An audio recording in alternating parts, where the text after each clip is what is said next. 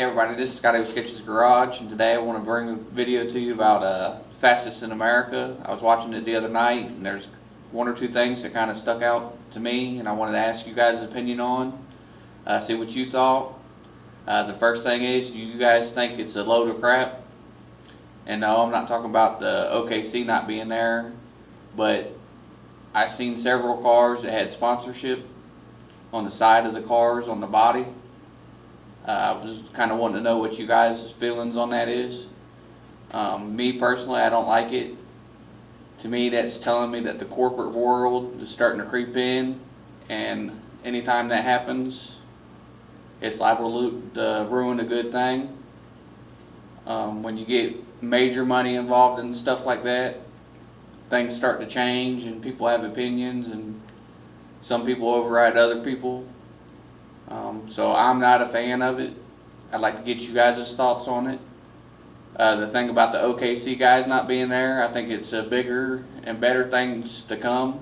I think they're doing it for a reason, and I'll talk about that towards the end of the video. The next thing I want to talk about is the road surface. You hear a lot of talk about the road. Oh, it's a terrible road, it's a good road, it's a prepped road, unprepped road. My feeling on that, as long as both teams are running on the same road and they're switching, you know, you got to do something for lane choice. It's just not one team gets one lane and the other team gets the other. To me, that's a non-factor because you both got to get down that same exact road. It just becomes a tuner's game and a driver's game. I've always felt that that's a cop-out to complain about the road. If the guy beside you got 2,000 more horsepower than you, you know, you got to use that to your advantage. And the guy with the 2,000 extra horsepower, he's got to figure out how to get it down that lane. You know, to me, that's a moot point. If you want to race on a prep surface, you know, go race NHRA drag racing and stuff like that. There's plenty of that out there for everybody to do.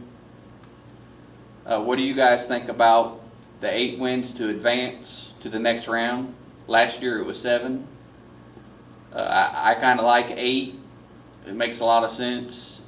8's enough races to where if it's a clean sweep, they got enough content to make a full show without having to put too much redundancy in it. And 8's also enough to, if they have to go down to the final race, they could still get all 16 races in a 1-hour show without cutting it too short. So I like that. It'd be nice to maybe see it go a little bit bigger, just so we get more action. But 8 to me is a good number. Next thing I want to talk about is how you guys feel about MSO going straight to the finals. Last year they got a lot of heat on it, and I think that's because the format of that race actually changed from the beginning, from what it was going to be, and it kind of morphed into something else. But that's how that whole deal came about. But this year, being that they won last year, I don't see a problem with them going straight to the finals. It's just like anything else, you know. A professional boxer doesn't have to fight every single boxer coming up once he's the champ. You know, he's just waiting for the next top contender, and then so on. If MSO gets knocked off this year, yeah, I think it'd be right for them to have to run through the ranks again. But being that they won last year, I think it's fine the way it is.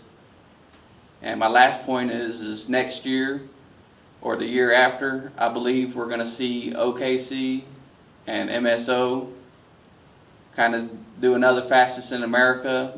But what's going to end up happening is, I believe, is one half of the bracket's going to race down and have to run OKC, and the next half of the bracket's going to have to run down and run MSO, and the winner of them 2 races will go ahead and run each other for the fastest in America. I'm sure they'll spin it with something fancy, polish it up real nice, and put it out there for everybody. That's what I personally feel they're doing, but you never know. Well, everybody, I appreciate you watching. Let me know what you think in the comments below, and have a good evening.